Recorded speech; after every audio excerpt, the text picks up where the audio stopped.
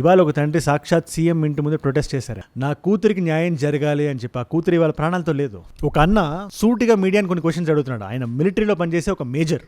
సిస్టమ్కి అగేన్స్ట్ గా మేము పోరాడతాం, కానీ సిస్టమ్ మీద మాకు నమ్మకం లేదని చెప్పి ఆయన అంటున్నాడు. నా బిడ్డ నాకు ఫోన్ చేసింది, ఇంటికి వచ్చేస్తానని చెప్పింది, నేనే వద్దన్నాను, ఆపాను.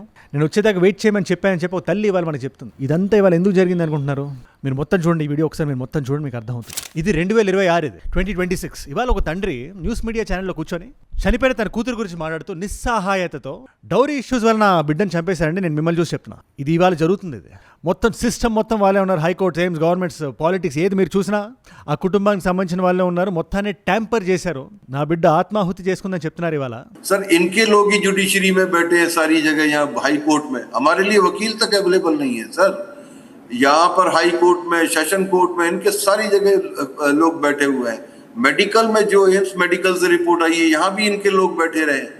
న్యాయం గెలవాలి సార్ అని చెప్పి అరిచేతిని ఆకాశానికి చూపించి అర్థిస్తున్నాడు ఆయన. ఇవాళ అదే పేరెంట్స్, నేను ఎవరైనా పాయింట్అవుట్ చేసి చూపించడానికి నేను ఎవరిని, ఒక సాధారణ వ్యక్తిని నేను. For the very same reason ఇవాళ ఈ వీడియోని మీరు మాక్సిమం షేర్ చేయండి. అన్ని వీడియోస్ నేను చెప్పను. మన కుటుంబాల్లో ఆడపిల్లలు ఉంటారు కదా, ఒకవేళ వాళ్ళు కానీ ఇలాంటి డిస్ట్రెస్లో కానీ ఉంటే, ఈ త్విషా శర్మ అనే ఆడపిల్ల జీవితంలో ఏం జరిగిందో మీకు ఎగ్జాంపుల్ కింద ఉంటుంది. లేదా మ్యాట్రిమోనియల్ సైట్స్కి వెళ్ళి పెళ్లి చేసుకుందాం అనుకునే వాళ్ళకి ఒక డిస్క్లైమర్లో ఉంటుంది. ఈ ఆడపిల్ల కూడా she was miss Pune, she had a bright future. మన తెలుగు సినిమాలో కూడా నటించింది కోవిడ్ ముందు.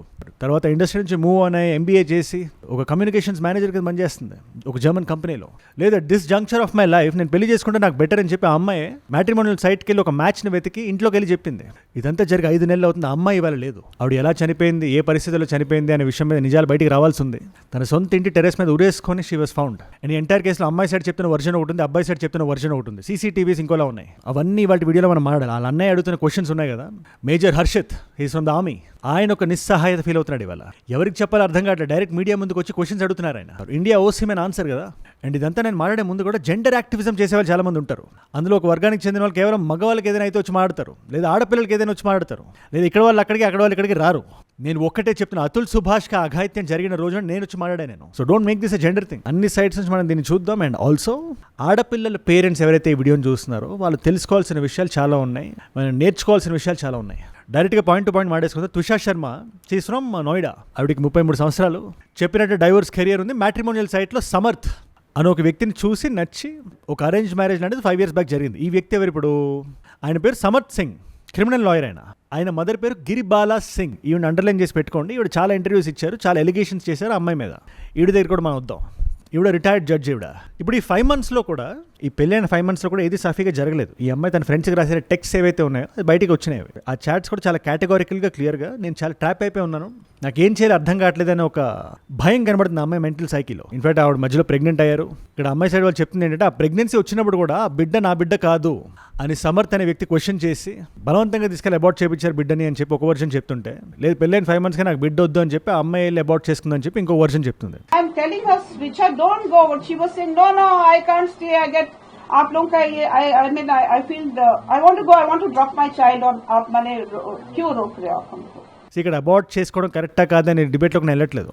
That's not the purview of this video. But ఇదైతే జరిగింది స్ట్రెయిన్ అవ్వడానికి రిలేషన్షిప్. ఇన్ఫాక్ట్ ఇదే మే మంత్ బిగినింగ్లో నవనీత్ సింగ్ అని చెప్పి త్విషా శర్మస్ ఫాదర్, ఆవిడ కాల్ చేసి నాకు ఇలా జాబ్కి పిలుస్తున్నారు. నా ఒక జర్మన్ కంపెనీలో పనిచేసేవారు ఆవిడ యాజ్ అ కమ్యూనికేషన్స్ మేనేజర్. ఆ కంపెనీ ఆపరేషన్స్ టెంపరీగా క్లోజ్ అవ్వడంతో ఆ జాబ్ ఆపేసి మళ్ళీ వాళ్ళు పిలిచేసరికి she was very happy. And అది జరిగిన కొన్ని రోజులకు వాళ్ళ మదర్తో ఫోన్ కాల్లో షీ వాజ్ వెరీ డిస్ట్రెస్డ్ అని, నేను ఇంటికి వచ్చేస్తానని చెప్పి అన్నారు. ఇక్కడ దీన్ని కూడా కొంచెం మీరు జూమ్ ఇన్ చేసి చూడండి. నేను ఇంటికి వస్తాను అని చెప్పి ఆవిడ అంటే, లేదమ్మా మీరు అక్కడే ఉండాలి, నేనే వస్తానని చెప్పి వాళ్ళ మదర్ చెప్పారు. Now today she is regretting. ఇక్కడ వాళ్ళ మదర్ది తప్పు పాప అని చెప్పి నేను అనట్లేదు. బట్ ఒక ఆడపిల్ల పేరెంట్స్కి ఉంటుంది కదా, జనాలు చుట్టుపక్కల లేవనుకుంటారు, కూతురు ప్రాణం కన్నా అది ఎక్కువైతే కాదని చెప్పి. ఇలాంటివి విన్న ప్రతిసారి నాకు అనిపించేది ఒకటే, కూతురు ప్రాణం కన్నా ఎదురింటి అప్పారో పక్కింటి సుబ్బారావు ఏమనుకుంటున్నాడు మనకు అంత ఇంపార్టెంట్ కాదు అది. ఎనీవేస్ మదర్ ఆవిడ నేనే వస్తానని చెప్పారు. ఇది జరిగిన కొన్ని రోజులకి May 12th రోజున ఇంకా నా వల్ల కాదు అని చెప్పి భోపాల్ నుంచి నోయిడాకి టికెట్ బుక్ చేసి, ఇక్కడ మనకు CCTV ఫుటేజ్ మనకు కనబడుతుంది. ఈ CCTV ఫుటేజ్ మీకు చూపించడం ఎంతవరకు కరెక్టో నాకు తెలియదు, బికాస్ కొంచెం డిస్టర్బింగ్ విజువల్స్ ఉన్నాయి అందులో. సో డిపెండ్స్ ఎంతవరకు చూపిస్తానో ఐ సీ. బట్ కళ్ళకి కట్టినట్టు ఎక్స్ప్లెయిన్ చేస్తా.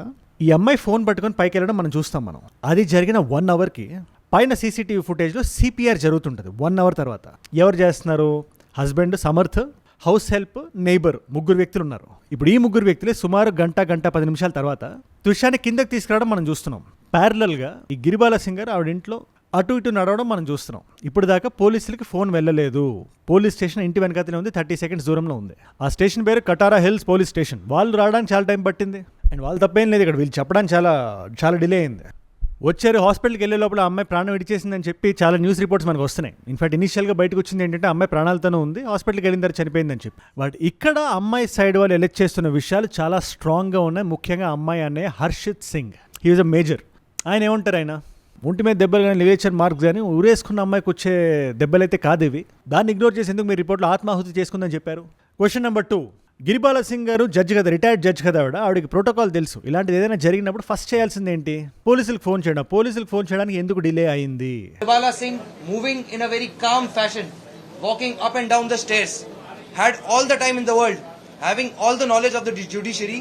She had all the access and the ability to call the police, which was exactly 30 seconds away from her home. Question number 3, CPR జరగడానికి ఆ అమ్మాయి పైకి వెళ్ళడానికి 1 hour తేడా ఉంది. ఎందుకు ఆ గ్యాప్ ఉంది మధ్యలో? నిజంగా ఇంట్లో మనిషి చనిపోతే అంత కూల్గా గిరిబాల సింగ్ గారు ఇంట్లో అలా తాపీగా తిరుగుతూ ఎట్లా కనబడుతున్నారు? ఇది ఆయన అడుగుతున్న క్వశ్చన్. ఇది అన్నిట్లుగానే ఇంపార్టెంట్ క్వశ్చన్. ఈ హస్బెండ్ సమర్థ్ అనే వ్యక్తి ఏ తప్పు చేయనప్పుడు ఇక్కడ 2 క్వశ్చన్స్ ఉన్నాయి. ఎబ్స్కాండింగ్లోకి ఎందుకు వెళ్ళాడు? Question number 1. ఎబ్స్కాండింగ్లోకి వెళ్ళేదాకా పోలీసు ఎందుకు వెయిట్ చేశారు? Question number 2. సిస్టంలో వీళ్ళకి తెలిసిన వాళ్ళు ఎవరైనా ఉన్నారా లేదా? ఇన్ఫాక్ట్ బర్కాదత్ గారు మదర్తో ఈ గిరిబాల సింగ్ గారితో ఇంటర్వ్యూ చేశారు. అది ఒకసారి మీరు గూగుల్లో చూడండి. నేను కొన్ని క్లిప్పింగ్స్ వేస్తాను ఇక్కడ. ఆవిడ అడిగిన క్వశ్చన్స్ ఏంటి?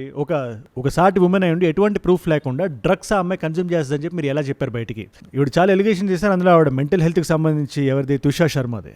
మతిస్థిమితం సరిగ్గా లేదు, పాయింట్ నెంబర్ 1. డ్రగ్స్ కన్జ్యూమ్ చేస్తుంది, పాయింట్ నెంబర్ 2. హస్బెండ్ని టార్చర్ పెట్టేది, పాయింట్ నెంబర్ 3. ఇలా ఆవిడ వచ్చి డిఫెండ్ చేసుకోలేదుగా, రకరకాల ఎలిగేషన్స్. బర్కాదత్ గారు ఒకటే క్వశ్చన్ అడిగారు. ఆవిడ జర్నలిజంని పాలిటిక్స్ని మనం కాసేపు పక్కన పెట్టి చూస్తే మీరు ఎలా మీరు ఒక జడ్జి అండి ఇలాంటి ఎలిగేషన్స్ అనేస్తారు? I feel deeply disturbed. These are her statements. ఒకసారి మీరు వినండి. She has, there are WhatsApp chats in detail that she has shared with her friends and her family where she documents her life in your home, which she calls a living hell. So when you sit there as a woman and a judge and you slander a dead woman, I have to say I'm extremely disturbed as another woman. Why are you doing it? దానికి గిరిబాల సింగ్ గారి దగ్గర ఉండే answer ఏంటి? It's not a valid answer. కానీ ఆవిడ అబ్బాయి సమర్థ్ సింగ్ ఎందుకు పరారీలో ఉన్నాడు, ఎబ్స్కాండింగ్లో ఉన్నాడు, దానికి మీరు ఏం సమాధానం చెప్తారంటే ఆవిడ చూడండి, లాలో ఇది ఉంది. ఇది లాలో ఉండే ప్రొవిజన్స్కి సంబంధించి కొంచెం ఎవిడెన్స్ ఇక్కట్టా చేసుకోవాలన్నప్పుడు ఒక వ్యక్తి ఇలా చేయొచ్చు.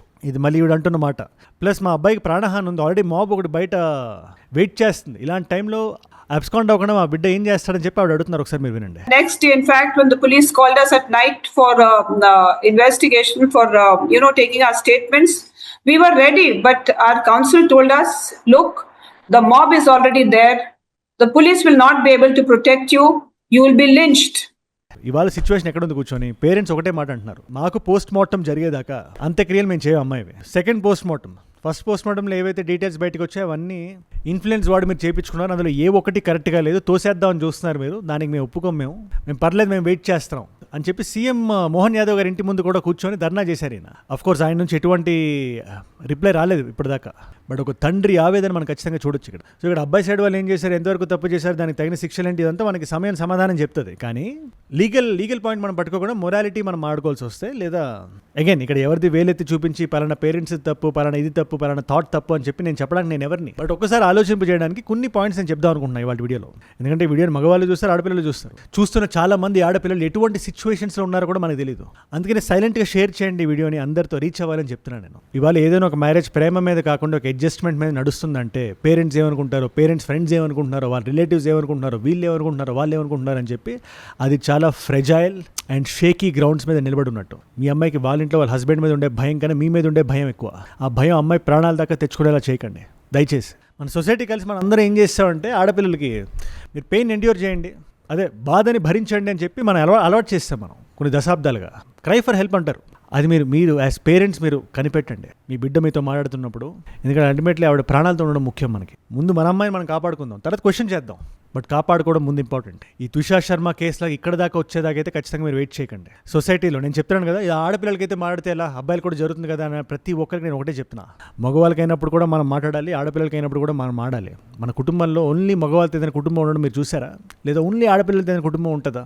We are unit in the society. లేదా మన ఇంట్లో ఆడపిల్లలకు ఒక రూల్, బయట ఉండే ఆడపిల్లలకు ఒక రూల్ అని చెప్పి మీరు అనుకుంటున్నారా? అందరూ ఒకటే ఇక్కడ, అందరి బాధ అదే బాధ. సో ఇవాళ మనం రేస్ చేసి మాడకపోతే మన ఇంట్లో ఆడపిల్లకి ఏదైనా జరిగితే ఆ రోజు ఆ ఆడపిల్లల గురించి బయట వ్యక్తిలాగే మాట్లాడితే మీకు ఎలా ఉంటుంది? ఏమవుతుంది లోపల చివుక్కుమందు. అందుకని కొంచెం రెస్పాన్సిబుల్గా ఉండండి కామెంట్ చేసే ముందు. అండ్ ఈ అబ్యూస్ చేసే వాళ్ళకి పవర్ ఎక్కడి నుంచి వస్తుంది అనుకుంటున్నారు మీరు? మనం కానీ మన కుటుంబంలో మనం బలం కానీ మనం చూపించగలిగితే వాళ్ళ పవర్ ఆటోమేటిక్గా సగం లూజ్ అయిపోతుంది. మన బిడ్డను మనం ప్రొటెక్ట్ చేసుకోగలిగితే చెప్తున్నాను కదా, వాళ్ళకి ఏం మాట్లాడాలో కూడా వాళ్ళకి అర్థం కాదు. ఇది ఒక చిన్న ఎగ్జాంపుల్ మాత్రమే. ఇవాళ న్యాయం ఎటువైపు ఉంటే అటువైపు గెలుస్తాయని చెప్పి నేనైతే మనస్ఫూర్తిగా కోరుకుంటున్నాను. నేను ముఖ్యంగా ఆడపిల్ల ఫ్యామిలీకి నిజం తెలియాలి, అసలు ఏం జరిగిందో తెలియాలి. మీరు ఖచ్చితంగా దీని మీద ఏమంటారు మీరు కింద కామెంట్స్లో మీరు రాయండి. అండ్ కామెంట్స్ కన్నా ఎక్కువగా నేను చెప్తాను కదా, షేర్ చేయండి. ఎందుకంటే దీని గురించి బయట ఎక్కువగా చాలా మంది జనాలు మాట్లాడాలనుకోరు. బట్ సైలెంట్గా మీరు షేర్ చేస్తే మీ ఇంటెన్షన్ వాళ్ళకి అర్థమవుతుంది. అది ఒక్కటే నేను కోరుకుంటున్నా. ఇవాళ ఈ వీడియోస్ కూడా నేను ఏదైతే మాడుతున్నానో రోజు కొన్ని లక్షల మందికి రీచ్ అవుతున్నాయి. అది మీరు నా మీద పెట్టుకునే నమ్మకం వల్లే. ఆ నమ్మకాన్ని నేను ఎప్పుడూ వమ్ము చేయను. ఏ రోజైనా ఇలాగే కష్టపడితే నిర్భయంగా నిర్మోహమాటంగా మాడితే ఐ విల్ స్పీక్. మీ అందరికీ ఒకటే మాట, థ్యాంక్ యూ. నేను మళ్ళీ మిమ్మల్ని రేపు ఇంకో వీడియోతో కలుస్తా. మనందరం కలిసి పెరగాలి, కలిసి ఎదగాలి. Let us all grow together. Let us all rise together. Rise above ignorance, rise above arrogance, rise above hate. Jude అంటే మనం. జై హింద్, జై భారత్, జై ఆంజనేయ. ఓం నమః శివాయ.